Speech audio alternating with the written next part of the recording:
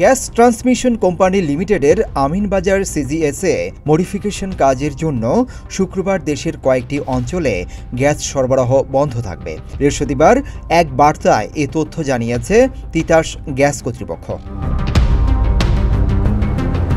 বার্তায় বলা হয়েছে, শুক্রবার দিবাগত রাত 12টা থেকে শনিবার সকাল 6টা পর্যন্ত 6 ঘন্টা তিতাস গ্যাস অধিভুক্ত সমগ্র সাভার, আমিনবাজার ও হেমায়েতপুর এবং ঢাকা মহানগরীর সমগ্র মিরপুর এলাকা, মিরপুর রোডের উভয় পাশের এলাকা, শ্যামলী, আদাবর, আগারগাঁও, মোহাম্মদপুর, লালমাটিয়া, ধানমন্ডি, হাজারীবাগ, কামরাঙ্গীর চর, কেরানীগঞ্জ বা খোলামোড়া হতে কলাতিয়া, হজরতপুর পর্যন্ত, হাতিরপুল, ফার্মগেট, আজিমপুর, নিউ মার্কেট, লালবাগ, শাহবাগ এবং তৎসংলগ্ন এলাকায় বিদ্যমান সব শ্রেণীর গ্রাহকের গ্যাসের স্বল্প চাপ বিরাজ করবে।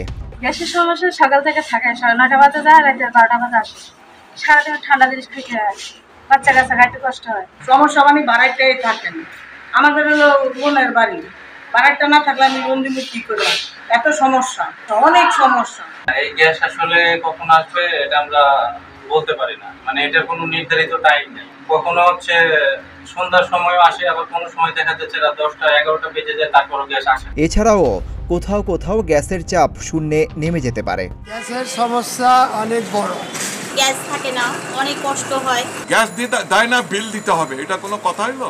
গ্যাসটা থাকেই না, একদম সকাল 6টা থেকে না 5টা থেকে গ্যাস থাকে না। 1 লাখ টাকা গ্যাস বিল দেয়, 5 মালার কে জ্বালাই, 4 তেলার কি লাগতেছে দৈনিক, ভাত বেচতে পারি না। এদিকে গ্রাহকদের সাময়িক অসুবিধার জন্য আন্তরিকভাবে দুঃখ প্রকাশ করেছে তিতাস গ্যাস কর্তৃপক্ষ। সিদ্দিকুর রহমান, রোমন, প্রতিদিনের বাংলাদেশ।